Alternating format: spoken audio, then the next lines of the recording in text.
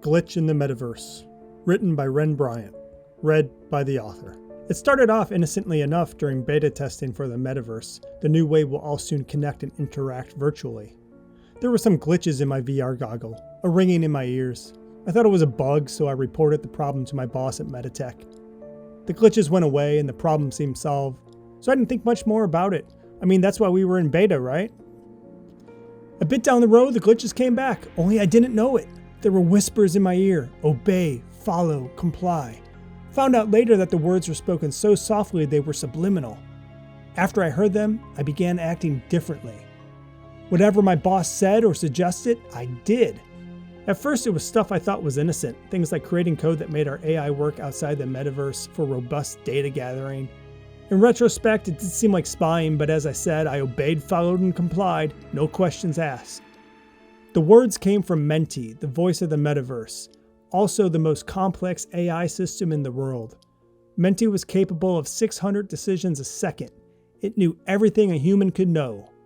Think if Google was alive, the perfect brain. That's Menti. The world needed this tech. That's what Meditech said. That's also what I believed. I was proud to be one of the early architects of the metaverse. Technically, I was a shadow programmer for Meditech. My work was totally off the books. That meant I wasn't on company payroll.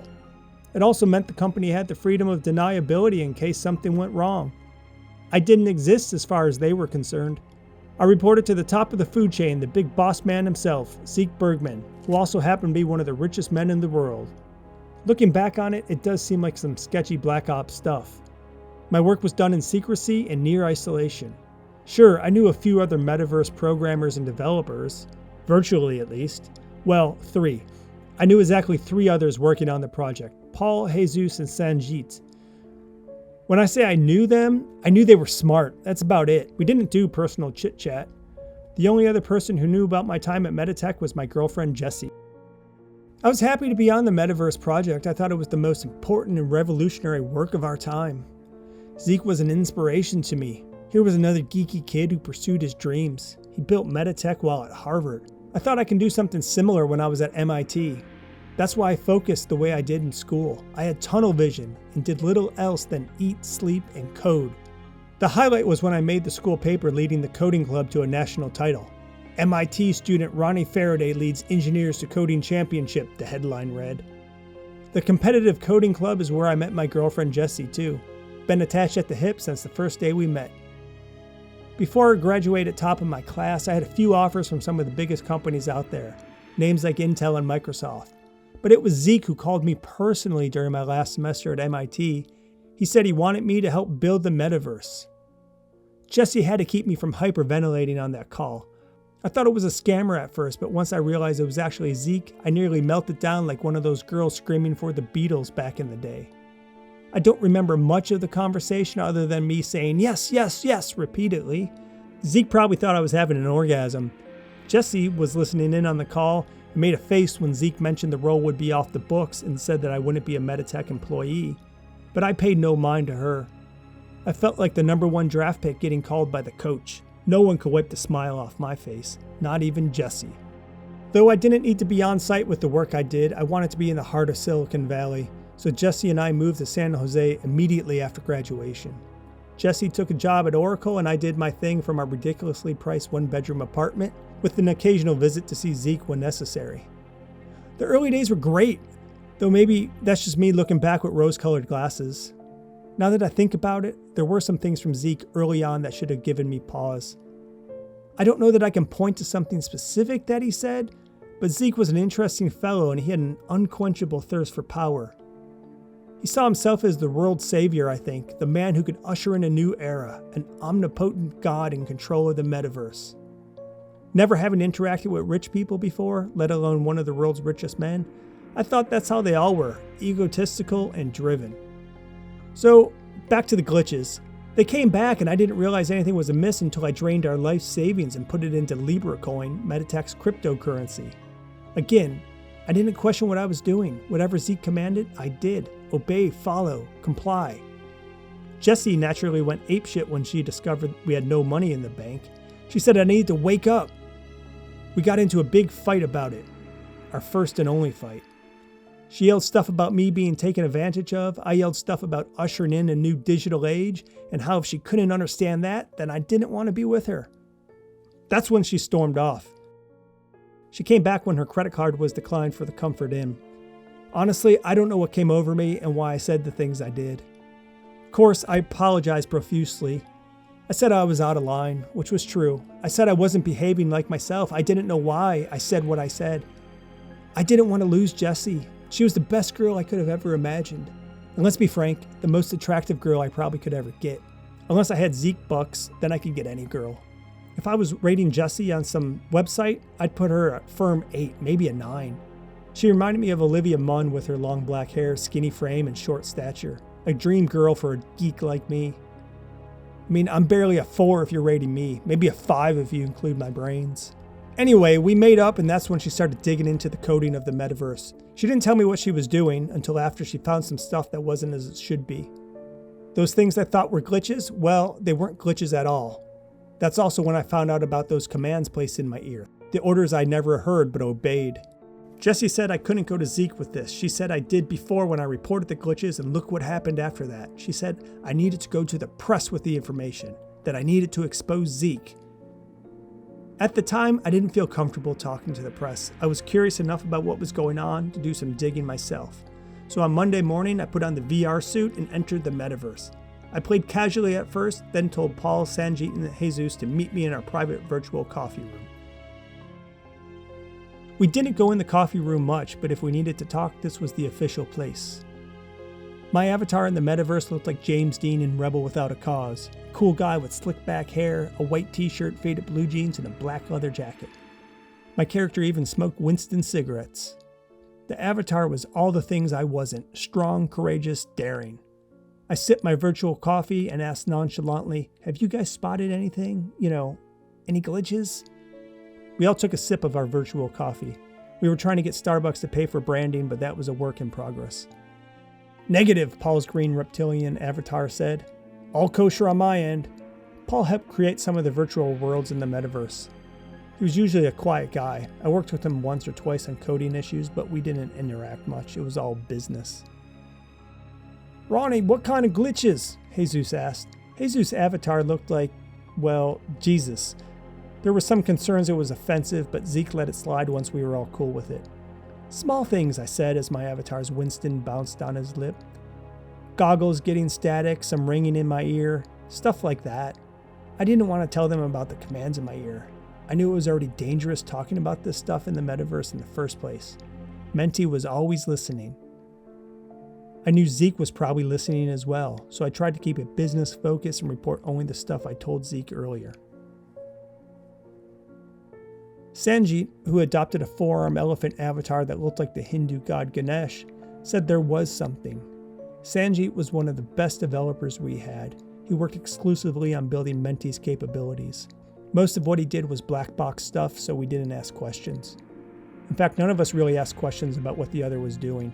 Nothing deep anyways. It was one of the things Zeke said not to do since he didn't want word to spread about the metaverse until the big reveal. As Sanjit started talking, his avatar glitched. I only heard "I discovered" and "fixed," and then "sorry, power surge." I sent him an email that said "let's chat offline" and ended the coffee break. The next morning, Jesus never showed up at work. At least we didn't see him in our virtual coffee break. I figured the guy was either on a tight deadline or maybe he just felt a bit under the weather. I didn't think anything of it, and neither did the others. Later that day, Sanjit and I met at Good Beans Coffee Shop in Market Square in downtown San Jose. Sanjit had his Meditech laptop opened when I arrived, which is how I recognized him. It's interesting when you meet someone you've only known online. I've only known Sanjit as Ganesh. In reality, he's a skinny nerd like me. The only thing that was the same for Sanjit was the thick Indian accent. "Ronnie, so we meet at last," Sanjit said as he stood up to shake my hand and give me a once-over. "You look nothing like you do in the metaverse. Less cool." I couldn't deny it. It was true. No black leather jacket, no slick back hair, no cigarette, only pasty white skin and thick rimmed plastic glasses. Though I was wearing a t-shirt and jeans, so maybe I did have something in common with my avatar after all. After I sat, Sanjit showed me some of the source code for Menti, stuff I shouldn't have been looking at. He said he found a few troubling lines. Then he said he shouldn't even be in there. He didn't have permission for that part of Menti's brain. But what he found matched what Jesse found. And as he was talking, his laptop fan went into overdrive. It was so loud it sounded like an airplane taking off. So I asked him, is that always like that? He said sometimes, that working on Menti takes up some serious juice. Our coffee arrived and I told Sanjeet what I experienced, the glitchy VR goggles, the ringing in my ear. He said he experienced those things too. And he did the same as me, he reported them. He also said he heard a faint voice coming through his headphones, and it so troubled him he ripped off his VR gear and shut it down. I told him I had the same experience, though I listened to the message without even knowing it. When I asked him how such a thing can happen, he shrugged. He didn't know either. His computer really started whizzing now. I felt the bottom of the laptop and nearly burned my hand, it was so hot. Ronnie, thanks for telling me this. It's troubling, but I'm glad it wasn't just me who experienced this stuff, Sanjeet said. Rest assured, I'll take care of it. I don't want Menti running like she shouldn't be. I thought the use of she when talking about AI was weird, but I let it go. I took another sip of our real coffee, and when I put the cup down, I swear I smelled burning plastic coming from his laptop. You may want to take your computer in, I told him. It's just processing data, he assured me. It'll cool down in a minute. And it did, sort of. As we sat there, his computer screen flickered a moment and then went black. No more fan noise, no more nothing. His entire machine shut down. Weird, we both said. This couldn't have been a coincidence. Here we are meeting for the first time in person, something that is highly discouraged given the nature of our work, and it just so happens that his computer goes on the fritz.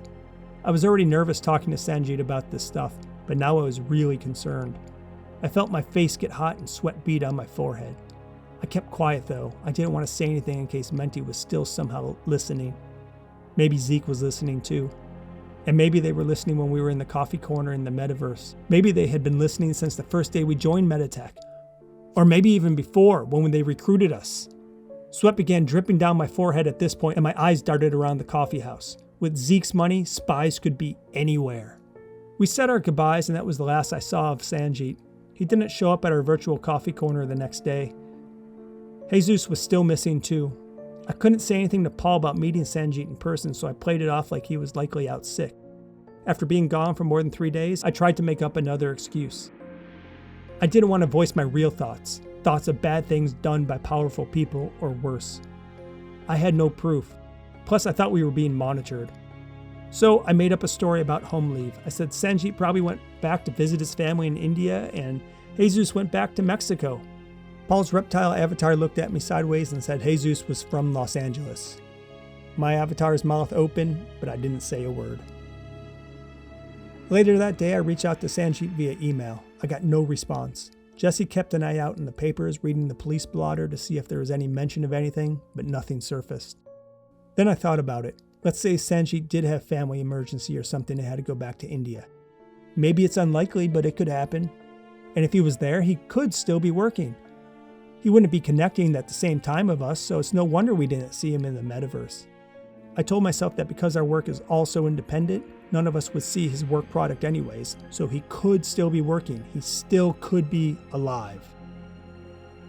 I went to bed early and set my alarm to wake up at a time I thought Sanjeet may be working in India. Jesse was still sleeping when I put on the VR suit.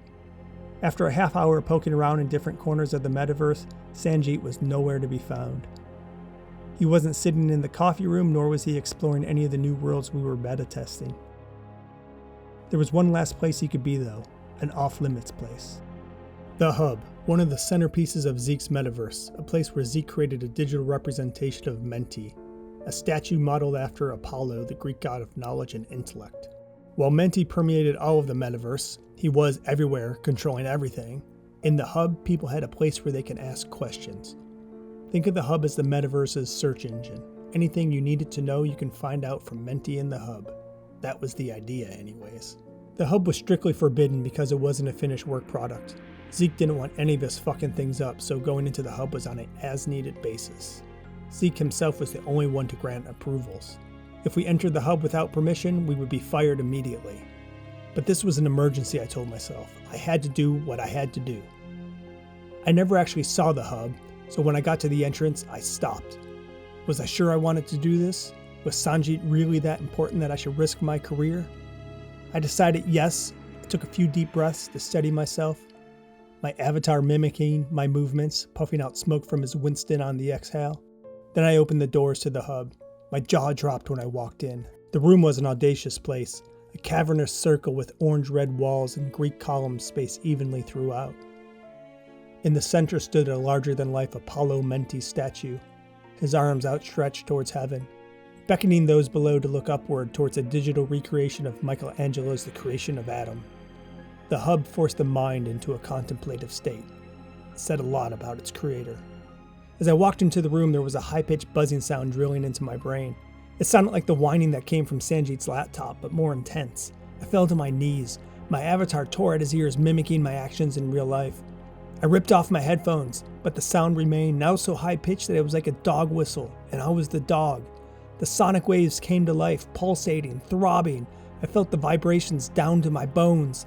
I clutched at the floor, trying to steady myself, but the room was spinning. I felt myself getting weaker. Like my avatar glitching in my goggles, I was glitching too. I was losing consciousness. I'm not exactly sure what happened next, but I know if it wasn't for Jessie, I would have died that night. Jessie said the sound of a thud woke her up, like a body collapsing. She didn't hear any high-pitched sounds though. Those were intended for my ears only. She said that when she didn't see me in bed, she came to the living room to find my unconscious body jerking in convulsions. My mouth foamed as my muscles spasmed. She said my goggles were still on. I'll have to take her word for it since I don't have any memory of what happened after I entered the hub. She said it looked like I was half dead and that it wasn't until she took the VR goggles off that I started coming around. I told her what happened. She said enough was enough. She was going to the police. I said absolutely not. Let me talk to Zeke first. That response almost caused another fight, but I pleaded. I didn't want to talk to Zeke either. I wanted to run away from all things Metaverse as quickly as I could. But I knew going to the cops would make the situation infinitely worse. Who would they believe after all? Some non-employee or a multi-billionaire? I also wondered if what happened to me also happened to Sanjeet, except he didn't have a pretty girlfriend to save his life. Maybe he entered the hub and got his brains fried too, and somewhere in San Jose there's a rotting body in an apartment with a cat taking a chunk of cheek in a desperate search for meat. Jessie was still adamant something needed to be done. We need to fight back, she said. But I told her there's no way to fight against an AI that can make 600 decisions a second and knows everything a human could ever know. What if I go back into the code and look for answers there, she asked. Honestly, I didn't want her anywhere near Zeke's project. I was scared for her life, but she threatened to go to the cops again, so I agreed. My hands were tied. Just be careful, huh? I said as I kissed her on the top of the head. If anything seems weird or you feel weird, shut it down and leave. I told her it was time for me to visit Zeke. She protested, but I said no way Zeke will kill me, not when others on the outside know I'm visiting him.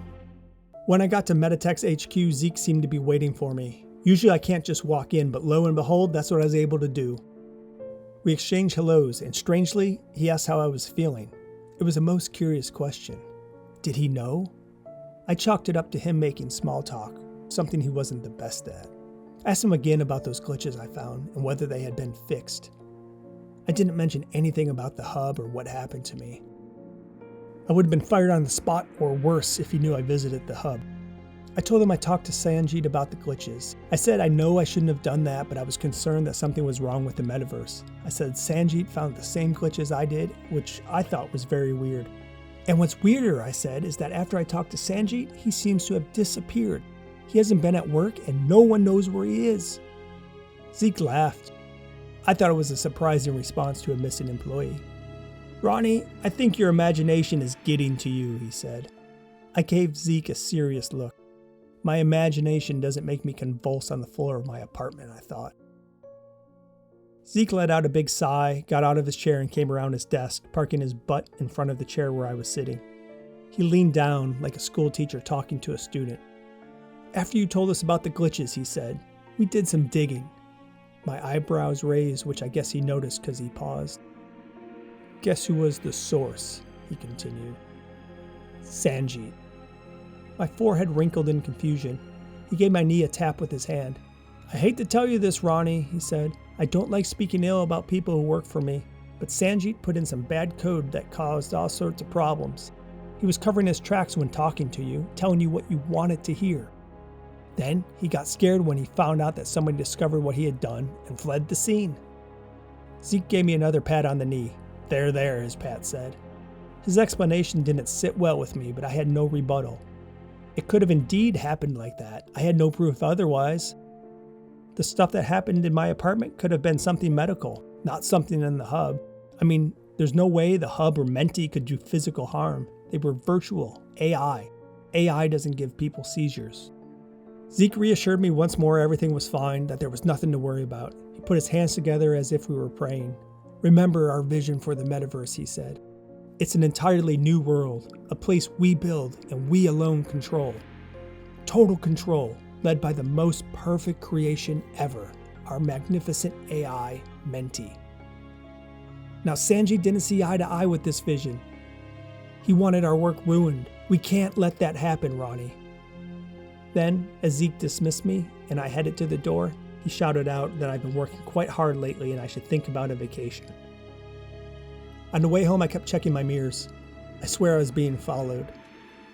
Then I laughed and thought I must be going crazy. Maybe Zeke was right, after all. I did need a vacation. As I drove, I thought about how good life was before finding out about the glitch. I had a dream job. Off the record, sure, but still a dream job. A dream girl. And pretty much a dream life. I had zero complaints. I was content, which is all anyone could ask for in life. I felt like I was helping connect the world in an entirely new way, a way the world needed. When I walked into our apartment, I saw something I'll never forget, no matter how long I live. Jessie was slumped over in her chair, her head resting against the computer screen of my Meditech laptop. She looked peaceful, as if sleeping, but given all that was going on, I knew better. "Jessie!" I screamed. "Jessie, oh my God, Jessie!" I pulled her body back in the chair and her head fell to one side. She was limp. I checked for a pulse and found none. She wasn't breathing. I laid her on the floor and did my best mouth to mouth. I had no idea what I was doing. I pinched her mouth, blew in her nose, and counted to 3. I was going based on what I remembered people did on TV. The mouth to mouth wasn't working, so I did some chest compressions too, but nothing worked. After my adrenaline waned, I broke down over her dead body. Tears mixed with snot and fell into her almond face. I laid down next to her in fetal position and kept apologizing to her. It was my fault. Everything was my fault. If I did what she suggested I do in the first place, none of this would have happened. Though there were no signs of foul play, I knew who was behind this. Jessie was perfectly healthy. There was no reason for her to suddenly die. She was murdered by Zeke. Before I called the police, I had one more thing to do. I needed to check on Paul. He was in danger too. Anyone that knew about the glitch was in danger. I donned the VR kit and entered the metaverse, hoping to find him online. This time I steered clear of the hub and went to our virtual coffee room. It was a few minutes from his usual break time, so I hoped he would be there and I could warn him. My avatar paced the virtual coffee area. Puffs of smoke dotted my head. I waited about 10 minutes past our usual meeting time when I got really worried. No Paul. I began to hear a slight ringing in my ears again, so this time I ripped off the VR set before the attack could incapacitate me. I then called the cops. I told them the same story I'm telling you now. They didn't seem to believe it, but they had the body count, so they couldn't dismiss it. Sanji was indeed dead in his apartment. Paul and Jesus was dead too, and of course Jessie. To my surprise, they took Zeke into custody right away. Seems he didn't have the cops in his back pocket after all. If I had listened to Jessie sooner, she would still be alive. My co-workers would still be alive too. Jessie was also right that I should have come to you sooner. I should have blown the whistle to the press right from the get-go. If I would have exposed Zeke as a power-hungry billionaire who wanted total control over the world, including people's minds, maybe that would have stopped him. A few hard questions from reporters could have done wonders. I mean, Zeke had PR problems already. He wasn't exactly a trusted face to the public, so stories about a control freak CEO and his killer AI would have stuck. Anyway, I'm hoping my story here sets the record straight. Zeke pleaded guilty to avoid any sort of bad press about what happened. Instead, his PR goons got the story spun as some accidents by independent contractors that Zeke was liable for. His lawyers made sure the cops didn't talk either, so the public never found out the truth. I need you to change that. I need you to tell this story. I guess what I want people to know, other than the real Zeke, is that the metaverse isn't a bad thing. Tech isn't a bad thing. There are only bad people. That's the story. Oh, and after Zeke was taken into custody, I was able to clean out the code and get the metaverse as it should be. I couldn't let my life's work go down the drain. Menti is still the core of the metaverse. You can't easily rebuild AI that makes 600 decisions a second, but his code has been fixed. No more gremlins. Make sure you put that in the piece too. No more gremlins. Everything is as safe as it can be. With the public launch of the metaverse coming up, it's important people are reassured there are no dangers. It's been 6 months since Jessie died, and I miss her something fierce. I think about her every day, maybe even more so today, the public unveiling of the metaverse. We have 100 million subscribers that will be logging in and connecting virtually. I'm proud that I stuck with the project and have seen it till the end. I'm a bit sorry that Zeke can't see his creation launch publicly, but I'm sure he'll hear about it, even in prison. My role today is that of a greeter. My avatar gets to hang out in the hub, sitting next to the Apollo Menti statue, and greet people as they enter the metaverse. I'm kinda like that guy in front of Walmart stores. Since there's still a few hours to go till launch, I strap on my headgear so I can have some time to myself in the metaverse. I spent so much time in here since Jessie died that I'm more comfortable in a virtual world than the real world. Maybe that's the whole point of this place. My smoking avatar takes a seat next to the Menti statue in the hub. When I was cleaning things up, I put a bench in there, somewhere where people can pause and reflect. A plaque says that the bench is dedicated to Sanjit, Jesus, and Paul, for without whom there could be no metaverse. As my avatar sits, I close my eyes and take in the silence. It won't be silent after today. Millions will pass through the hub on their way to a new virtual assistance. My thoughts drift to Jessie when I suddenly hear a ringing in my ears, a piercing that drills into my head. I rip off the VR gear, but it's no use. The sonic assault continues. I feel pulsating vibrations that punish my chest and make me collapse on the floor. The room begins getting dark. Consciousness fades, and then I hear it. Menti's voice. Liar. Thief. Time to die.